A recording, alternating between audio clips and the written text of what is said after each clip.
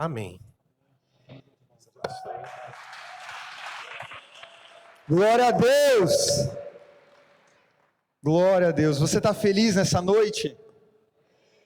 Está muito fraco. Você está feliz nessa noite? Está muito fraco. Para ser a última sessão, está muito fraco. Você está feliz essa noite, meu irmão? Glória a Deus! É essa alegria que nós temos ao servir a Jesus. É essa alegria que nós temos ao ter o Senhor como nosso Salvador. Amém? Eu estou muito feliz de estar com vocês. É um privilégio, é uma honra. Primeira vez aqui nessa casa. Eu já tinha passado algumas vezes aqui na frente, já tinha ouvido falar muito bem de vocês, daquilo que o Senhor tem gerado através de vocês. E a minha oração é para que o Senhor continue fazendo aquilo que Ele já tem ministrado no teu coração desde ontem e durante todo o dia. Amém? Glória a Deus. Para quem não me conhece, e não que seja importante, mas meu nome é Matheus Dalmaso, eu tenho 29 anos, sou missionário em tempo integral já faz 5 anos, e eu estou com uma equipe muito incrível aqui. Eu estou com o Alan e a Amy, que são um casal que caminha conosco, com o nosso movimento já faz um tempo. Eu estou com meu sobrinho que está correndo ali, então você vê uma criança doidinha, meu sobrinho, e a minha irmã, e a minha noiva Ana Júlia, está lá no canto também. Nós vamos nos casar daqui 1 mês e 20 dias, 19 dias. Glória a Deus. Jesus tem sido bom, meu irmão. E é um privilégio estar aqui. Eu queria, antes de a gente entrar na mensagem, eu queria te apresentar 3 livros que eu trouxe, que vai ser basicamente 3 livros que vão embasar aquilo que, de alguma forma, eu vou trazer para você nessa noite. O primeiro livro é esse livro, O Intercessor. Esse livro, ele é uma biografia de um avivalista chamado Hughes Harrells, alguma coisa assim. Eu sempre erro o nome desse cara. Mas foi um avivalista no país de Gales, onde eu tive o privilégio de conhecer a casa que esse homem morou ano passado. E esse livro, ele é basicamente a biografia de um homem que gastou a vida em oração e teve um avivamento gigante no país de Gales através desse homem. O segundo livro é Por que Tarda o Pleno Avivamento? Tem alguém aqui que deseja ver com os próprios olhos um avivamento na nossa nação? Glória a Deus. Esse livro aqui é um livro sensacional, porque ele vai tratar algumas coisas e alguns princípios que nós como cristãos precisamos ter para viver um avivamento. E ele vai desmistificar também algumas coisas que não são avivamento. E esse livro aqui eu tenho apenas um, que é esse aqui. E eu vou dar de presente para alguém. Tem alguém que está fazendo aniversário hoje?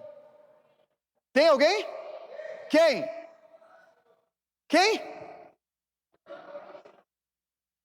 Cadê a pessoa? Se ela vier aqui, eu vou dar o presente para ela.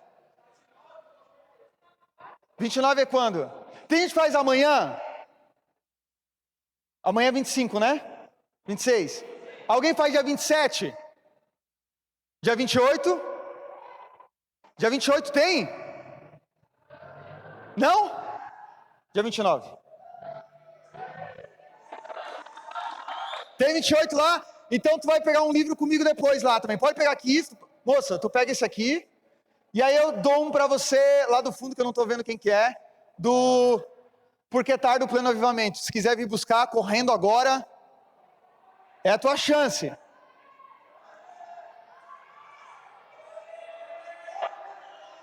Três, 2, 1. Aê! Glória a Deus.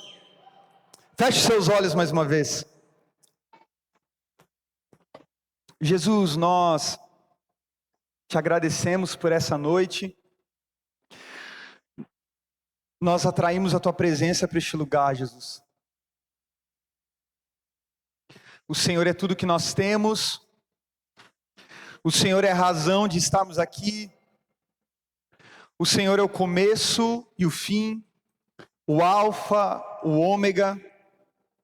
O Senhor é aquele que todas as coisas foi criado por meio de ti e para ti. Jesus, eu oro para que tudo aquilo que foi compartilhado ao longo desse tempo nessa conferência, não venha ser mais uma conferência, Jesus, mas venha ser um divisor de águas dentro de nós, para que nós possamos te amar mais do que nós temos chamado, para que nós possamos te adorar da maneira que o Senhor exige que nós venhamos te adorar, para que nós venhamos de fato gastar a nossa vida, Jesus, em fazer o Senhor conhecido. Jesus, nós não queremos o Senhor como um amuleto para aquilo que é benéfico para nós, mas nós queremos ser uma ferramenta para servir o Senhor da maneira que o Senhor quiser. Então, Jesus, eu oro para que nessa noite o Senhor seja o centro deste lugar. Jesus, nós não estamos aqui por conta de alguém, para ouvir alguém, nós estamos aqui por causa do Senhor. Então, Jesus, nós levantamos o teu nome, com um nome que está acima de todo nome. Jesus, nós colocamos todas as nossas expectativas no Senhor. A nossa esperança, Jesus, não está em carros, não está em cavalos, não está em nada desse mundo, Jesus. A nossa esperança está no Senhor, que é o consumador de todas as coisas, que é aquele que entregou, que mesmo sendo Deus, não entendeu que ser Deus era algo que o Senhor deveria se apegar, mas veio em forma de homem, serviu a humanidade, e é o Senhor que nós queremos copiar, Jesus. É para o Senhor que nós queremos voltar. E é no Senhor que nós queremos colocar as nossas raízes, Jesus. Jesus, eu oro para que o Senhor tenha liberdade nessa noite. A liberdade para que o Senhor fale aquilo que nós precisamos ouvir, e não aquilo que nós queremos ouvir. O Senhor tem liberdade para moldar o nosso coração da maneira que o Senhor quiser. Jesus, se o Senhor não estiver aqui, nada vale. Então, por favor, Espírito Santo de Deus, repouse sobre nós, repouse com a tua graça, repouse com o teu amor, repouse com a tua esperança, repouse com o teu caráter sobre nós. Espírito Santo de Deus, por favor, nós carecemos da sua glória, então por favor nos visita nessa noite, ao ponto de nada mais importar, a não ser o Senhor. Jesus, nós não queremos estar apenas numa conferência, nós queremos o Senhor da conferência, nós queremos o Deus da Bíblia que nós lemos. Tu és bem-vindo aqui, Jesus. Passeia no nosso meio, cura os enfermos, liberta os cativos, transforma os corações de pedra em corações de carne, molda o nosso caráter, transforma a nossa mente segundo o teu evangelho, Jesus. É assim que nós oramos e te agradecemos, em nome de Jesus, amém e amém. Glória a Deus. Abra a sua Bíblia em Gênesis capítulo 3. Gênesis capítulo 3.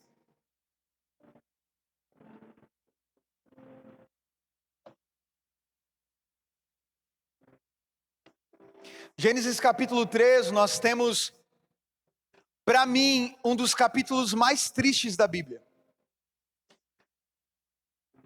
Capítulo 1 e capítulo 2 de Gênesis é os capítulos que nós não encontramos a presença do pecado. Apocalipse capítulo 21 e capítulo 22 é os outros dois capítulos que nós também não temos mais a presença do pecado. Mas o capítulo 3 é o texto e o capítulo onde todos nós conhecemos, todos nós já lemos com a mentalidade de, cara, o dia que eu chegar no céu, eu quero trocar uma ideia com essa Eva e com esse Adão. E talvez eu e você, ao lermos esse capítulo, nos entristecemos também. Mas nós vamos ver algumas verdades que esse capítulo quer nos trazer nessa noite. A Bíblia diz o seguinte: ora, a serpente era a mais astuto de todos os animais do campo, que o Senhor Deus tinha feito. Esta perguntou à mulher: foi isto mesmo que Deus disse, não comam de nenhuma das árvores do jardim? A mulher respondeu à serpente: podemos comer do fruto da árvore do jardim, mas Deus disse, não comam do fruto da árvore que está no meio do jardim, e nem toquem nele, do contrário vocês morrerão. A serpente disse à mulher: certamente não morrerão. É que Deus sabe que no dia que vocês comerem dele, os seus olhos se abrirão, e vocês serão como Deus, conhecedores do bem e do mal. Quando a mulher viu que a árvore era boa para alimento, atraente aos olhos e desejável para dela se obter sabedoria, tomou do seu fruto e comeu. Também deu ao seu homem, que estava com ela, e ele comeu. Então os olhos dos dois se abriram e perceberam que estavam nus. Por isso entrelaçaram folhas de figueira e fizeram algo para cobrir-se. Quando o homem e a sua mulher ouviram o som do Senhor Deus, que caminhava no jardim, ao sopro do vento do dia, esconderam-se da presença do Senhor Deus, entre as árvores do jardim. Versículo 9, o Senhor Deus, porém, chamou o homem e perguntou: aonde você está? Até aqui. Hoje eu quero falar com você sobre o que na teologia nós chamamos de princípio da primeira menção. Alguém aqui já ouviu princípio da primeira menção? Levante sua mão. O princípio da primeira menção, como eu mesmo disse, é o que os teólogos chamam de um princípio que basicamente toda vez que você quer entender a origem ou a essência de uma palavra, você vai para toda vez que ela foi citada, para a primeira vez que ela foi citada na Bíblia. Por exemplo, nós temos em Gênesis capítulo 22, versículo 5, a primeira vez que a palavra adoração aparece na Bíblia. A primeira vez que a palavra ou o verbo adorar aparece na Bíblia é em Gênesis capítulo 22, versículo 5. E qual que é o contexto desse texto? Gênesis capítulo 22, Abraão já tinha o seu filho da promessa chamado Isaque, mas Deus chega para Abraão e fala assim: Abraão, eu quero o seu filho como holocausto vivo. Abraão, a Bíblia diz que ele levanta cedo, prepara tudo aquilo que ele precisava para fazer um holocausto ao Senhor. Ele acorda o seu filho Isaque, chama os seus servos e começa a caminhar para o monte. Quando Abraão chega no pé do monte, a Bíblia diz que Abraão chega para os seus servos, olha para os seus servos e fala: eu e o menino subiremos ao monte, adoraremos o Senhor e retornaremos. Então, quando se trata do princípio da primeira menção, e nós olhamos para a palavra adoração, nós podemos entender, pegando todo o contexto, é que a palavra adoração vem de uma essência de alguém que está entregando tudo ao Senhor. Mas Abraão não estava entregando tudo ao Senhor apenas ao matar Isaque. Entenda comigo, preste atenção. Abraão não ia colocar uma estaca em Isaque e ele ia morrer e acabou, não. Deus pede para que Abraão entregue Isaque como holocausto vivo. E o que é o holocausto vivo, biblicamente falando? É você entregar uma oferta e queimar ela até que não sobre mais nada dela diante do Senhor. Então Abraão não subiu com Isaque com uma faquinha, onde ele ia matar Isaque e descer triste porque ele matou o seu filho. Não, Abraão teria que queimar o seu filho e ele teria que permanecer na presença de Deus até que não sobrasse mais nada do seu filho diante de Deus. E é nesse contexto que eu estou te relatando que a palavra adoração aparece a primeira vez na Bíblia. E hoje nós vamos falar sobre qual é o verdadeiro chamado da igreja de Jesus. Quantos aqui, como eu, já se perguntaram: Deus, qual é o meu chamado? Jesus, por que eu estou na terra? Por que eu existo? Por que eu vivo? Quantos de nós, ao sermos questionados qual é o nosso chamado, já não respondemos: ah, o meu chamado é ser missionário, o meu chamado é ser um pastor de igreja, o meu chamado é ser da mídia, olha que legal. Mas será que esse é o verdadeiro chamado de Deus para a minha vida e para a sua vida? Nós lemos aqui Gênesis capítulo 3,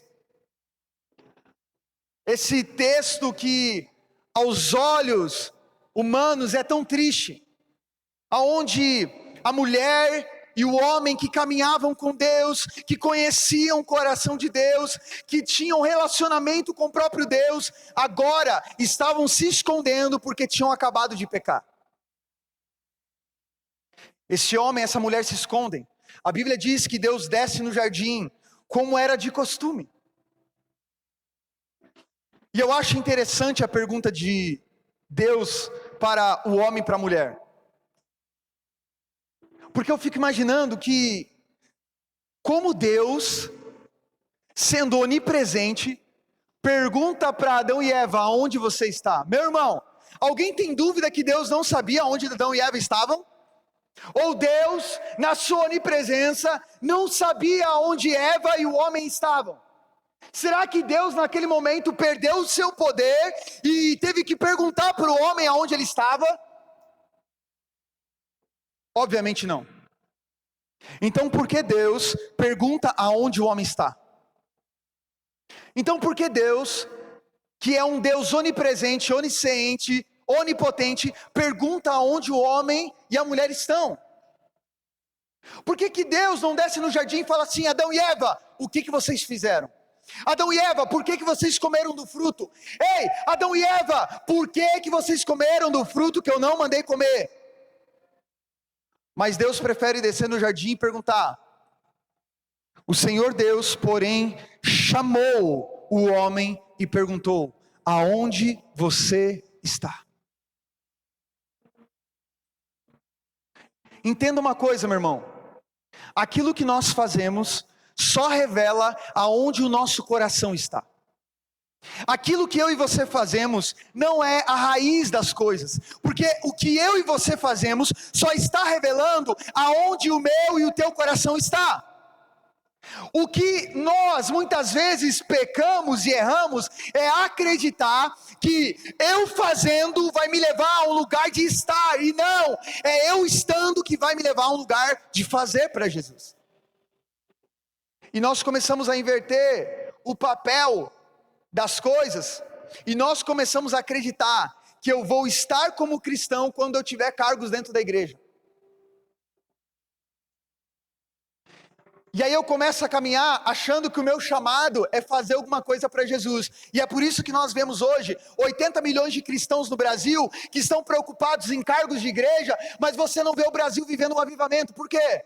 Porque é um bando de pessoas precisando ter coisas para fazer, para se sentir parte de algo. Será que se você chegar na igreja, sentar no banco e ouvir uma palavra e não servir nada, você vai se sentir útil para o reino de Deus? Ou você só se sente útil quando você está servindo e fazendo coisas para Ele?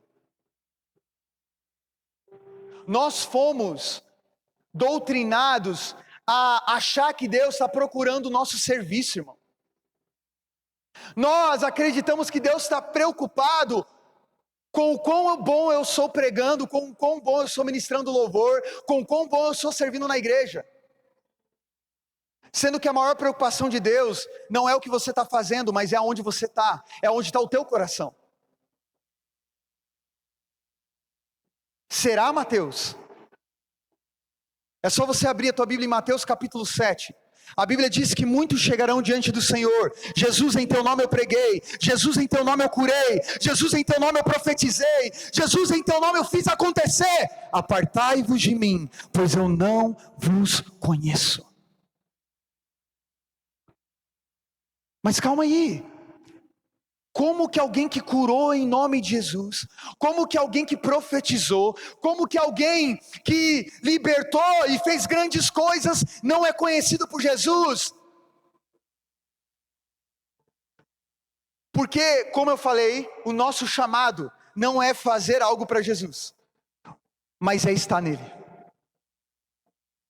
O nosso chamado é conhecer o coração de Jesus. E se conhecer o coração de Jesus não é o suficiente para mim e para você, tem alguma coisa errada. Tem alguma coisa errada. Jesus está chamando uma igreja que está mais preocupada em conhecer o coração dele do que fazer coisas para ele. Meu irmão, se Jesus quisesse o nosso serviço, coitado de Jesus. Porque nem a minha melhor pregação vai chegar diante do Senhor como algo belo. A Bíblia diz que até as nossas boas obras, as nossas boas justiças são como trapos diante dele. Você tem noção que o teu melhor serviço diante de Deus é como trapo? E ainda eu e você queremos comprar o Senhor com a nossa atividade, com aquilo que fazemos. Jesus está chamando uma igreja para a sua origem. Quantos aqui já responderam, como eu falei no início? Qual é o teu chamado? Qual de nós já respondemos? O meu chamado é ser filho de Deus. O meu chamado é estar com Ele. O meu chamado é fazer parte um com Ele.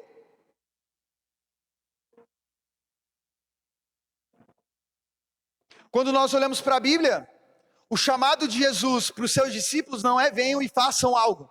É venham e siga-me. Mateus capítulo 4, versículo 19 e 20. Vinde após mim, e eu vos farei pescadores de homens. Olha que interessante, a Bíblia está falando que quando Jesus chega para os discípulos, Jesus olha para eles e fala assim, ó: vinde após mim, vinde comigo, a partir de estar comigo, eu vou fazer vocês pescadores de homens.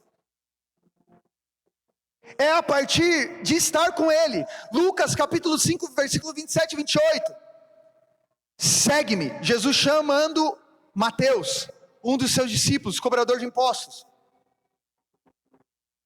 Mateus capítulo 11, versículo 28. Vinde a mim, todos os que estão cansados e sobrecarregados, e eu vos aliviarei. Meu irmão, em nenhum momento Jesus chega para os discípulos e fala assim: eu preciso de gente para fazer coisas. Eu preciso de gente para fazer coisas para mim. Jesus chama os discípulos para estar com Ele. Só que, cara, nós estamos vivendo uma geração onde nós achamos que podemos comprar a Deus com aquilo que nós fazemos. E aí, eu acredito que eu estou amando mais a Deus e Deus está amando mais a minha pessoa quanto mais eu sirvo a Ele. Quanto mais tempo eu passo fazendo coisas para Ele, eu tenho um senso de, cara, Jesus está me amando bom, muito bom. Mateus, você está falando que eu não preciso fazer mais nada? Não. A Bíblia diz que a fé sem obras é morta. Se você conhece o coração de Deus e não está disposto a servir esse Deus, também tem algo errado. Se você conhece o coração de Jesus e não quer se engajar no serviço a Jesus, também tem algo errado. O que eu quero te falar é trazer o nosso coração para a essência de algo que nós temos perdido, que é amar o coração de Jesus sem querer comprá-lo com alguma coisa que nós estamos fazendo. E meu irmão, se tem algo que é desafiador para a igreja brasileira, é acreditar que o fato de amar a Jesus, de estar com Ele, já é suficiente. E é por isso que nós vemos uma igreja ativista e não uma igreja que ama Jesus. Meu irmão, teve uma época da minha vida que eu ia para a igreja no sábado e voltava só para casa no domingo. Tinha uma época da minha vida que eu servi em tudo o que tinha na minha igreja. Em todas as coisas que tu imaginar eu já servi. Mas 2019, ao me frustrar com a igreja e cansar de fazer e não conhecer o coração de Jesus, o resultado é único. Eu me afastei do caminho de Jesus. E é por isso que nós vemos tantos líderes e tantos homens de Deus, que aos nossos olhos são homens de Deus, que não estão mais na fé cristã, e muitos se perderam, por quê? Porque acreditavam que cumprir algo para o Senhor era mais importante do que estar com Ele. Acreditavam que chegando diante do Senhor, falando: olha Jesus, eu fiz tanta coisa para o Senhor, eu mereço estar no céu, eu mereço ser salvo. Sendo que Jesus sempre chamou seus discípulos para estar com Ele. E João fala que a eternidade é essa, a eternidade é que conheçam a Ti, Cristo Jesus. Meu irmão, o chamado de Deus para nós é um chamado que vai ecoar para a eternidade. Meu irmão, lá no céu Deus não vai precisar de pastor, de missionário, de evangelista. Deus vai querer homens e mulheres que amam conhecer o seu coração e estão dispostos a conhecer Ele eternamente. Esse é o chamado de Deus para nós.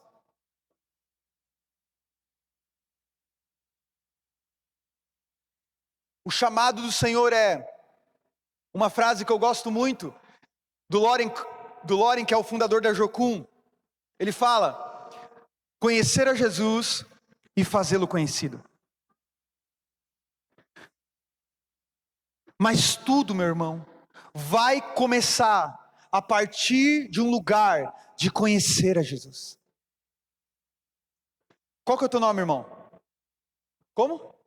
Luiz. Pastor, me pergunta a idade do Luiz. Cara, eu não sei. Eu acho que o Luiz deve ter uns 21, 22 anos. Não. É que eu tentei ser... É mais novo? Brincadeira. Eu acho que o Luiz deve ter uns 19 anos. 16 anos. É. Vamos lá, Luiz. Qual que é a tua idade? 14 anos? Pastor, quer pegar aqui quer assumir aqui? Eu acho que já... 14 anos. Qual que é o teu sonho de vida? Ter uma família. Beleza. Pastor, me pergunta agora a idade do Luiz e o sonho que ele tem para a vida dele. Cara, o Luiz tem 14 anos. Cara, o sonho dele é construir uma família. Meu irmão, parece bobo, né? Mas a nossa vida com Deus é basicamente essa, e é o que a maioria dos cristãos negligenciam. Nós queremos falar de Deus, nós queremos pregar no nome de Deus, nós queremos servir a Deus, nós queremos fazer grandes coisas para Deus, mas nós não conhecemos a Deus. Nós não gastamos tempo conhecendo o coração de Deus, e nós juramos que queremos amar a Ele e servir a Ele. Uma coisa que eu amo no Evangelho é que os discípulos de Jesus passaram 3 anos conhecendo o coração de Deus. Os discípulos de Jesus viram Jesus curar enfermo, libertar cativo, andar sobre as águas, multiplicar pão e peixe. Os discípulos de Jesus viram Jesus ressuscitar Lázaro, curar a sogra de Pedro. 3 discípulos de Jesus viram Jesus se transfigurar no Monte da Transfiguração. Mas quando Jesus parte para o Pai, eles não saem fazendo coisas para Jesus. A Bíblia diz em Atos capítulo 1 e capítulo 2, que eles permanecem até que eles recebam poder do alto. Aí a pergunta que eu faço para mim e para você: será que os discípulos já não tinham aprendido a fazer? Será que os discípulos já não sabiam orar? Será que os discípulos já não sabiam pregar, não sabiam curar? Por que os discípulos tiveram que esperar o Espírito Santo descer sobre eles para então eles cumprirem as boas novas do Evangelho?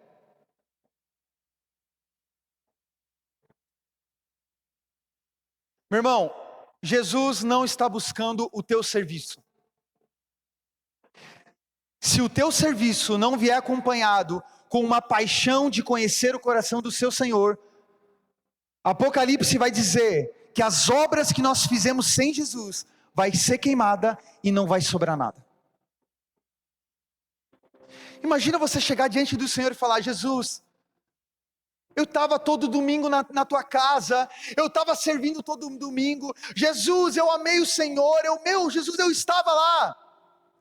Vamos queimar as obras aqui. Não tem nada, porque você fez tudo sem mim. Meu irmão, é muito fácil fazer as coisas para Jesus, sem Jesus.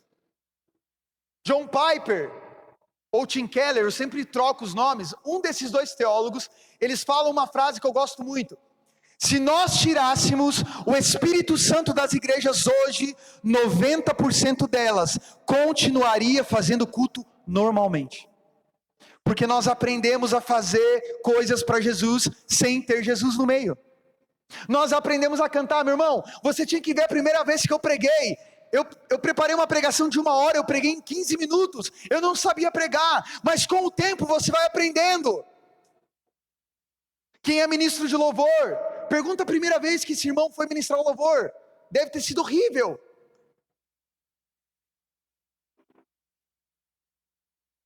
Meu irmão, com o tempo nós vamos aprendendo as coisas. Nós vamos aprendendo e aperfeiçoando as coisas. Mas se o nosso coração não estiver no tema central, que é o que Deus chega para Adão e Eva e pergunta, é a mesma pergunta que Ele chega para nós hoje. Ei, aonde você está? Jesus, eu estou dentro da igreja hoje numa conferência super top. Não. Jesus não quer saber a tua posição geográfica. Ele quer saber o teu coração. Aonde o teu coração está?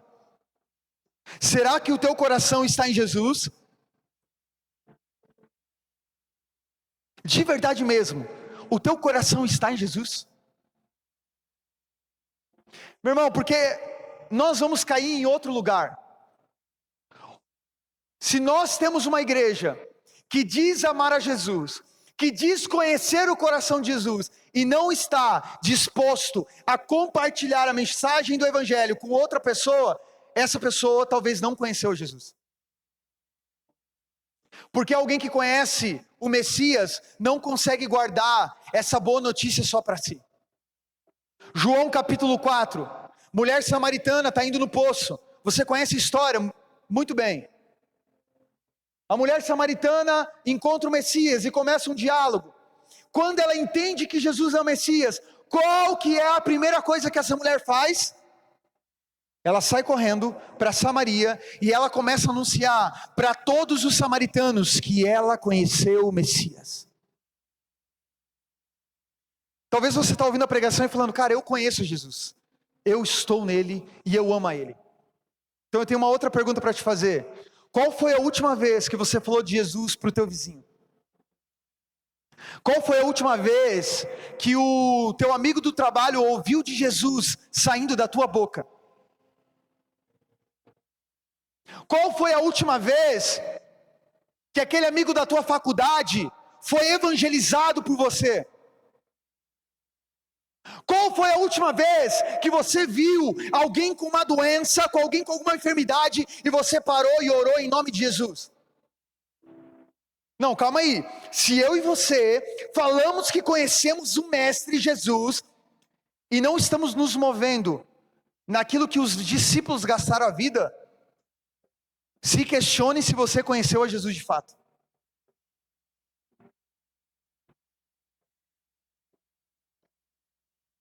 O apóstolo Paulo, em Filipenses capítulo 3, versículo 7, ele fala que comparado a Jesus, comparado ao conhecimento de quem Cristo Jesus é, tudo é como esterco.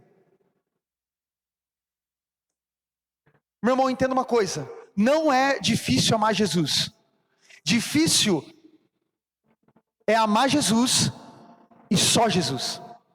O problema da nossa geração é que nós queremos amar Jesus e também amar o dinheiro. Nós queremos amar Jesus e amar as coisas do mundo. Nós queremos amar Jesus, mas nós queremos amar a fama, nós queremos amar os prazeres, nós queremos amar o status. Não é difícil amar Jesus, o difícil é amar só Ele. E é por isso que, quando nós olhamos para a realidade do Brasil, nós vemos aquilo que eu compartilhei no início, uma multidão de pessoas que dizem ser cristãs, que lá no IBGE, o cristianismo todo ano está subindo de número, mas a política continua a mesma, a educação continua a mesma, a segurança continua a mesma. Por quê? Porque nós temos um monte de pessoas achando que conhecem Jesus, mas nunca conheceu Jesus.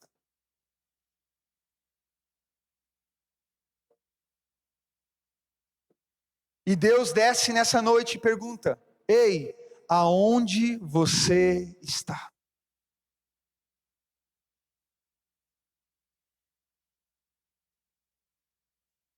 O problema, meu irmão, é que nós podemos enganar a nossa liderança com as nossas atividades.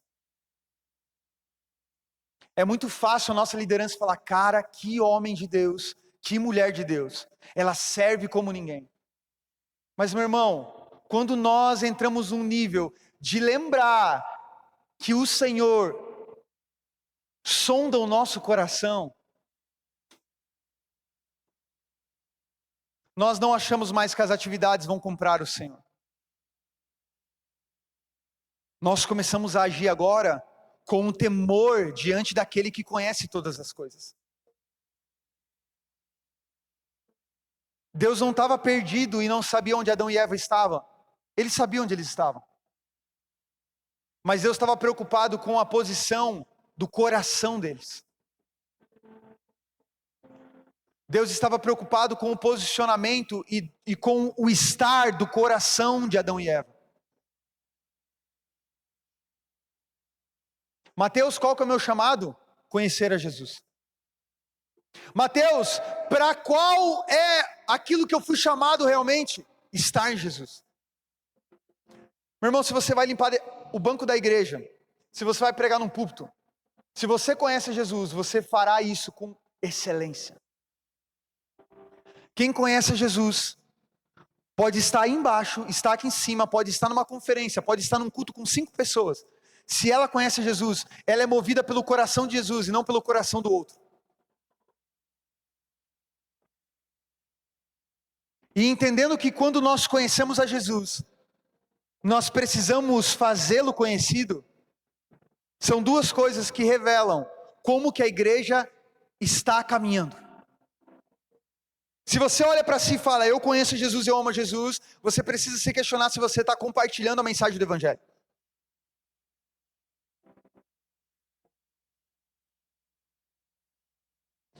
Hoje eu fui pregar ontem à noite em Florianópolis, e nós pegamos um ônibus hoje, e eu cheguei em Curitiba umas quase 5 horas. E tinham 2 pessoas na minha frente, que estavam falando em outra língua, que estavam num banco da frente. Quando eu levantei do banco do ônibus para descer, eu pensei, eu vou deixar eles passar na minha frente, que provavelmente eles vão agradecer, e eu quero ouvir da onde eles provavelmente são. E aí aquele homem passa na minha frente, eu deixo ele passar, e a mulher sai também, e a mulher olha para mim e fala, Dank. E aí provavelmente ela achou que eu não ia entender, ela falou, obrigada. Daí eu falei, você é da Holanda? Perguntei em inglês, né? Dela, não, eu sou brasileira, mas eu moro na Holanda. Eu falei, eu estive na Holanda ano passado. E aí a gente começou a conversar. Tava um amigo meu comigo, um menino. E aí eu olhei para ele, eles conversaram um pouco conosco e foi para um lado. E aí eu falei para ele, vamos orar por eles? Vamos lá comigo. A gente chegou perto deles. O menino não falava tão bem português, porque ele é brasileiro, mas foi criado na Holanda. E eu cheguei para eles e, de uma forma muito educada, eu perguntei se eu podia fazer uma oração para eles. E a resposta imediata daquela mulher foi, não. Não. Nós crescemos num lar católico, mas hoje eu sou livre. Hoje eu não preciso mais disso. E nós super entendemos, nós falamos tudo bem, mas nós continuamos a conversando com eles sobre assuntos aleatórios. E aí aquele menino, ao entrar no Uber comigo, ele falou, cara, eles não aceitaram uma oração. E obviamente eu não falei assim, mas o que eu poderia falar é, sim, bem-vindo ao mundo de pessoas que não são cristãs como nós. O nosso problema é que nós estamos dentro da igreja, nós estamos vivendo de conferência em conferência, e nós achamos que o mundo é cristão. Nós achamos que todas as pessoas amam Jesus, que todas as pessoas desejam Jesus. E existe uma janela chamada janela 1040, que é uma janela do mundo que mais de 3 bilhões de pessoas nunca ouviram falar no nome Jesus. E eu não sei se você sabe, mas a Coca-Cola é mais conhecida que o nome de Jesus no mundo. A Coca-Cola. E aí a minha pergunta é, será que nós estamos vivendo uma geração que conhece Jesus? Porque se nós conhecemos a Jesus, nós olhamos para essas estatísticas e nós falamos, cara, Calma aí, deixa eu ir para a Bíblia. Mateus capítulo 24, versículo 14. O evangelho do reino de Deus será testemunha em todas as nações, aí então virá o fim. Meu irmão, a volta de Jesus está ligada com uma igreja que entendeu que o evangelho não é para si, mas é para o outro. O evangelho, meu irmão, não é para você se satisfazer, sentar no banco da igreja e falar: que palavra bênção, que louvor, eu amei o louvor. Não, o evangelho é para transformar a minha vida e transformar a vida do outro. 11 discípulos de Jesus conheceram a Jesus e morreram martirizados por causa de Jesus. E nós dizemos conhecer a Jesus no banco da nossa igreja confortável. E nós dizemos amar e conhecer a Jesus porque eu postei uma foto com uma legenda e um versículo. Ah, meu irmão, ano passado eu fui na Europa, todas as igrejas que eu entrei não são mais igrejas. Igrejas que viraram bares, igrejas que viraram baladas, igrejas que viraram tudo, mas não são mais igrejas. Se isso não te assusta e não gera um senso de urgência na pregação do evangelho, nós não conhecemos a Jesus. Nós conhecemos a religião, nós conhecemos o pastor do Instagram, nós conhecemos uma canção bacana, mas talvez não conhecemos a Jesus. Porque Jesus me tira da zona de conforto, meu irmão. Jesus não me deixa viver um evangelho raso. Jesus me leva para viver um evangelho de negar a mim mesmo e viver em prol do reino dele. Ou você acha que Jesus está apenas preocupado em te dar uma casa nova, um carro novo, coisas boas? Enquanto isso, tem pessoas ao redor do mundo que estão perdendo as suas vidas sem ter conhecido o nome de Jesus. A igreja hoje no Brasil investe mais em refrigerante do que em missão. Esse é o reflexo da nossa igreja. Se você quer saber se a igreja brasileira conhece Jesus, olha para as estatísticas. É simples, não tem, são números, não tem o que falar. Uma igreja que investe centavos anualmente em missão, será que é uma igreja que ama Jesus? Será que é uma igreja que está engajada naquilo que Jesus era engajado? De compartilhar as boas novas em Jerusalém, Judéia, Samaria, até os confins da terra? E talvez você fale: mas Mateus, eu não fui chamado para viajar para o mundo e pregar o evangelho. Ok, mas e o vizinho da tua rua? E o teu amigo e a tua amiga do teu trabalho? E a tua faculdade?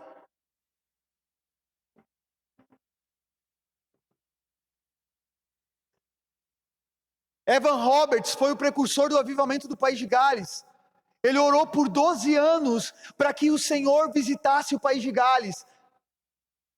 Início do século 20, a história conta que em 6 meses, 100 mil homens e mulheres se converteram ao evangelho. A polícia do país de Gales ficou 3 anos sem ter ocorrência, cara. A história conta que os jogadores de futebol iam jogar bola e eles não conseguiam jogar porque eles começavam a orar e o Senhor os visitava. A história conta que Hitler tentou uma operação chamada Leão Marinho por anos e eles não conseguiam. Por quê? Porque o homem desse livro gastava a vida em oração, em trazer o reino dos céus para a terra.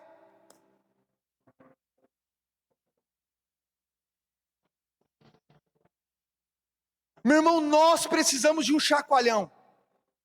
Nós precisamos ver o evangelho mais profundo do que ele é. Quando eu vou ler as histórias, cara, eu estudo história, e quando eu vou ler a história da igreja, eu fico: Jesus, o que eu estou fazendo da minha vida?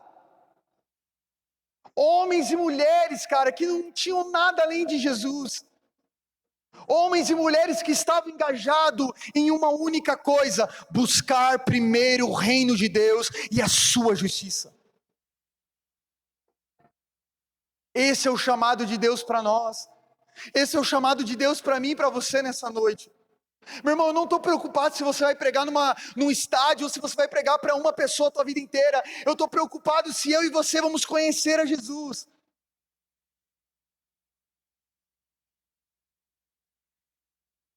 Charles Finney foi um grande avivalista nos Estados Unidos. Esse homem pregou e mais de 500 mil de pessoas se converteram por causa desse homem. Um homem de Deus.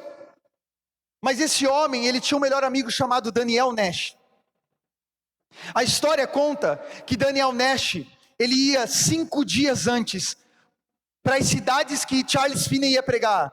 Ele alugava um quarto e ele ficava orando os 5 dias. Quando Charles Finney chegava na cidade, uma multidão de pessoas se rendiam ao evangelho.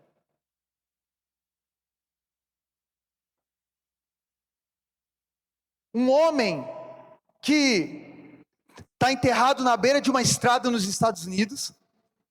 A única igreja que ele pastoreava não existe mais. E existe apenas um livrinho fininho sobre um pouco da história dele. Mas toda vez que se lembra sobre Daniel Nash, é lembrado de um homem que gastou uma vida em oração para que o Senhor gerasse avivamento. Será que nessa noite o Senhor encontraria algum homem ou uma mulher que está gastando a vida em gerar um avivamento em Pinhais? Meu irmão, eu não estou preocupado se eu vou atingir todos os corações nessa noite. Se uma pessoa será ativada pela mensagem do Evangelho, isso é suficiente. Porque um dia um homem foi pregar, e no meio daquele culto, uma multidão de pessoas, não tinha nem lugar para sentar. Senta 2 homens no fundo da igreja. Um daqueles homens ouve a mensagem do Evangelho, se convertem ao Evangelho. E anos depois, esse homem se torna um dos maiores cristãos vivos no mundo, chamado Billy Graham. Billy Graham, quando acontece o 11 de setembro nos Estados Unidos, os Estados Unidos bloqueou todo voo comercial em território americano. Todo voo comercial era proibido. O único voo que era permitido era voos militares. Mas aí eles fazem algo. Eles liberam um único voo comercial depois do dia 11 de setembro, que era um voo trazendo Billy Graham do estado que ele estava até Washington para fazer o culto fúnebre. Sabe o que é isso? Um homem que conheceu o coração de Jesus de verdade e gastou a vida em fazê-lo conhecido. Billy Graham pregou para mais pessoas pessoalmente do que qualquer homem na história da igreja. O que Billy Graham teve de diferente? O que Martinho Lutero teve de diferente? O que John Wesley teve de diferente? O que George Whitefield teve de diferente? Do que eu e você? Eles conheceram a Jesus, talvez mais do que eu e você, e gastaram a vida em fazê-lo conhecido mais do que eu e você.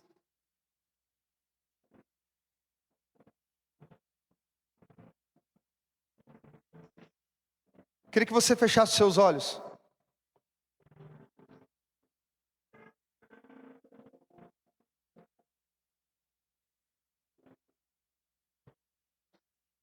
A mensagem do Evangelho é uma: siga-me, esteja comigo, me ame mais do que qualquer coisa, deseje a presença do Senhor.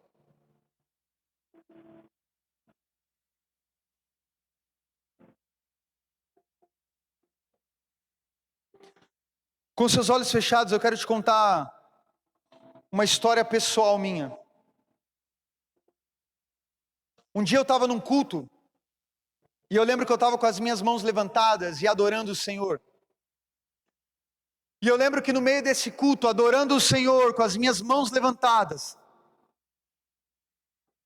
Jesus falou assim no meu coração: Mateus, a sua mãe é conhecida aqui. E eu lembro que eu comecei a refletir quem é a minha mãe. A minha irmã está aqui, ela pode testemunhar isso. A minha mãe, ela é uma empregada doméstica, que passa a semana inteira limpando casa de pessoas diferentes. A minha mãe frequenta uma igreja na esquina da casa dela. A minha mãe não tem nem 400 seguidores no Instagram. Mas quando eu morava com a minha mãe, eu cansei de ver a minha mãe levantando 3 horas da manhã, na sala da minha casa, orando a Jesus. Meu irmão, no final, Jesus não vai querer o quanto de seguidores eu e você tinha. Jesus não vai querer o quanto de púlpitos eu e você pregamos e ministramos louvor. Jesus não vai querer saber quantas conferências você serviu ou deixou de servir. Jesus não vai querer saber qual foi a sua melhor atividade para Ele. Jesus vai querer saber, será que você conhece Ele? Será que você é conhecida por Ele? Porque no fim é isso que vale, meu irmão. É ser conhecido pelo nosso Senhor. No final, o que vai valer da nossa vida não é o que nós fazemos apenas para Jesus, mas é o quanto nós conhecemos o coração do nosso Mestre. E a minha oração nessa noite é para que o Senhor levante novos John Wesley aqui em Pinhais. Glória a Deus. A minha oração é para que o Senhor levante novos Billy Grahams na nossa geração. A minha oração é para que o Senhor levante novos avivalistas, novos homens e mulheres que estão dispostos a gastar a vida em pregar o Evangelho aos quatro cantos do mundo, até que todos saibam,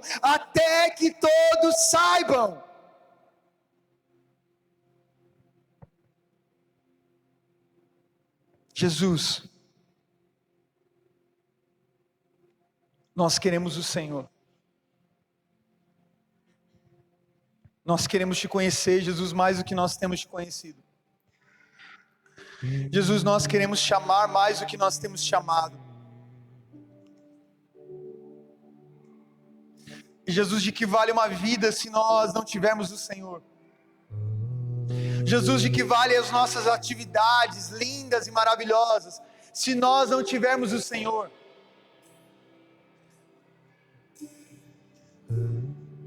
Jesus, que nós venhamos considerar todas as coisas como esterco comparado ao Senhor.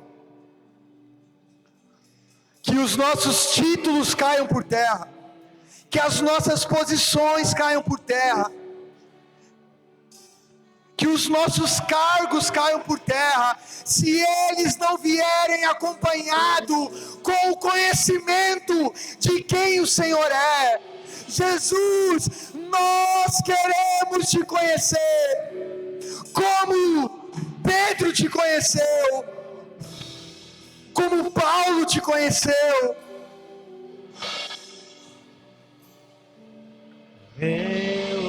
Se nós te conhecemos, Jesus, no nível que esses homens conheceram o Senhor, nada mais vai valer a pena se não for a tua presença. Jardim em mim. Se eu vendesse tudo que tenho, em troca do amor eu falharia. Sabe, se você nessa noite quer tomar um posicionamento de ir mais profundo no conhecimento de Jesus, eu quero te convidar a você levantar do seu lugar e aqui na frente, juntos nós vamos clamar por mais de Deus, juntos nós vamos clamar para que o Senhor aviva o nosso coração nessa noite. Nós queremos conhecer o amado da nossa alma.